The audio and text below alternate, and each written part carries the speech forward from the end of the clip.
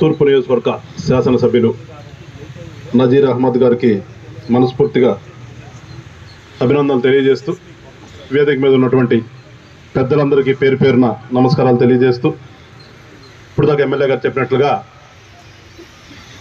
ఒకప్పుడు చదువులు వేరు, ఈనాడు చదువులు వేరు. కాలంతో పాటు మనం కూడా మార్చుకుంటూ మన ప్రయాణాన్ని సాగించవలసిన ఆవశ్యకత ఎప్పుడూ ఉంటుంది. అందుకే ఎప్పుడు కూడా 2020 అండి ఎట్లా ఆ రోజున క్రిటిసైజ్ చేశారో ఇప్పుడు అర్థమైందని చెప్పినట్టుగా ఎమ్మెల్యే గారు, మళ్ళీ 2047 అనేది కూడా ఇవాళ కూటమి ప్రభుత్వం తీసుకుంటే కొంతమంది క్రిటిసైజ్ చేస్తారు. ఎప్పుడు క్రిటిసైజ్ చేసేవాడు ఎప్పుడు ఉండాలి.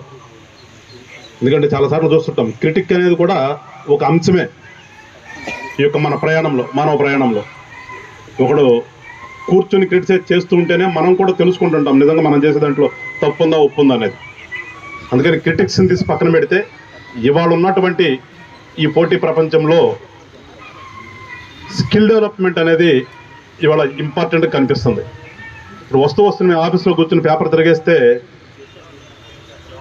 ఈ మధ్యన మీరందరూ తెలిసిందే, సినిమాలు పైరసీ చేస్తూ చాలా పెద్ద ఎత్తున పోలీసులకే సవాలుగా ఎత్తేటువంటి ఐబొమ్మ రవి అతను ఒక అతన్ని ఎట్టకేలకు పట్టుకున్నారు పోలీసులు. ముద్దాయిన పోలీసులు వాళ్ళు అడిగింది ఏంటంటే, మేము మా డిపార్ట్మెంట్లో ఉద్యోగం ఇస్తాం, నువ్వు చేస్తావని అడిగారంట. పేపర్లో చూశాను ఇప్పుడు, అందుకని చెప్తున్నాను, పేపర్లో చూశాను. అంటే అతని దగ్గర ఎంత నైపుణ్యం ఉందో మీరు ఒకసారి అర్థం చేసుకోండి. అతను అవసరం, పోలీస్ డిపార్ట్మెంట్కి అతను అవసరం అయ్యాడట. ఎందుకంటే సైబర్ క్రైమ్లో అతను అవసరం ఉందని చెప్పేసి వాటిని ఆఫర్ చేస్తే అతను నేను ఉద్యోగం చేయను, నేను సొంతంగా నేను రెస్టారెంట్ పెట్టుకుంటానని చెప్పాడంట. అంటే అతని మీద అతనికి ఎంత నమ్మకం ఉందో చూడండి. అంత నమ్మకం ఇక్కడ ఉన్నటువంటి యువతలో మీకు కూడా ఉండాలి. నాకేదో ఎవరు పోతే ఉద్యోగం ఇవ్వాలి, ఎవరు ఒకళ్ళు వెంబడబడి ఒకళ్ళ దగ్గర తీసుకుని ఎమ్మెల్యే గారి దగ్గరికి 4 రికమెండేషన్ తీసుకుని వస్తే ఏదో ఒక దాంట్లో పెడతాడేమో అనేది మీలో పోయి మీ మీద మీకు ఒక నమ్మకం కలగాలి. అంటే అంతగా మీరు కూడా శిక్షణ తీసుకోవాలి. మన దగ్గర స్కిల్ ఉంటే మన దగ్గరికే పరిగెత్తుకొస్తాయి కంపెనీలన్నీ కూడా.